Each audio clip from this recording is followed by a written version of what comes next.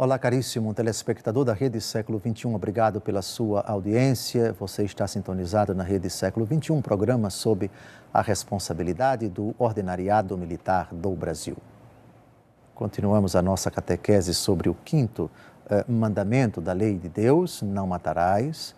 No programa anterior falamos da moralidade da produção e do comércio de armas. Conectamos com esse assunto o pensamento da Igreja sobre o uso das armas, quando ele é legítimo, arma como instrumento para garantir a paz, para defender a vida, para garantir a lei e a ordem. É a doutrina da Igreja fundamentada em Romanos capítulo 13, cujo versículo mais importante vamos citar daqui a pouco. E hoje nós vamos retomar o assunto do encontro anterior. Em que termos é legítimo produzir e comercializar armas? Quando a produção e a comercialização de armas é disciplinada por regras bem rigorosas e quando a utilização das armas tem como finalidade aquilo que o apóstolo Paulo diz na carta aos Romanos, capítulo 13, versículos de 3 a 4. Vejam bem aqui a fundamentação para o uso das armas na palavra de Deus, no Novo Testamento. Em verdade, as autoridades inspiram temor, não, porém, a quem pratica o bem, e sim a quem faz o mal. Queres não ter o que temer a autoridade? Faze o bem e terás o seu louvor, porque ela é instrumento de Deus para o teu bem. Mas se fizeres o mal, teme, porque não é sem razão que ela leva a espada. É ministro de Deus para fazer justiça e para exercer a ira contra aquele que pratica o mal. Instrumento de Deus para o teu bem. Aqui está a finalidade do uso da arma na mão da autoridade. Instrumento de Deus para o teu bem. Mas se fizeres o mal, teme, porque não é essa razão que leva a espada. É ministro de Deus para fazer justiça e para exercer a ira contra aquele que pratica o mal. Há situações em que a única forma de se fazer justiça é com o uso da arma.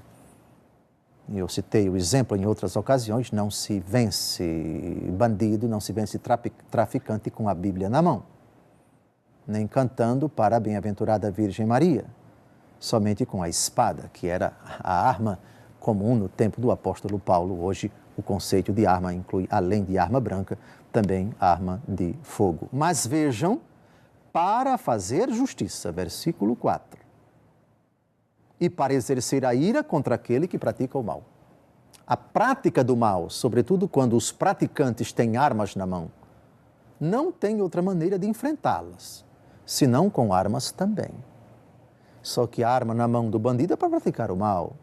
A arma na mão da autoridade deve ser para a prática do bem. E aqui não vou entrar na questão do abuso que a autoridade faz com a arma na mão, porque isso é inadmissível e que ela responda perante a lei dos homens, com o rigor da lei, seja punido quem, revestido de um uniforme, excede, ultrapassa as suas competências e comete desmandos e comete crimes. Isso deve ser condenado com todo o rigor. Mas uma coisa é você condenar essas atitudes criminosas inaceitáveis, outra coisa é você generalizar e dizer que, enquanto tal, a instituição não tem o direito, não pode de forma alguma utilizar as armas, porque isso é inadmissível à luz do direito natural e também do direito positivo, São Paulo, Romanos, capítulo 13.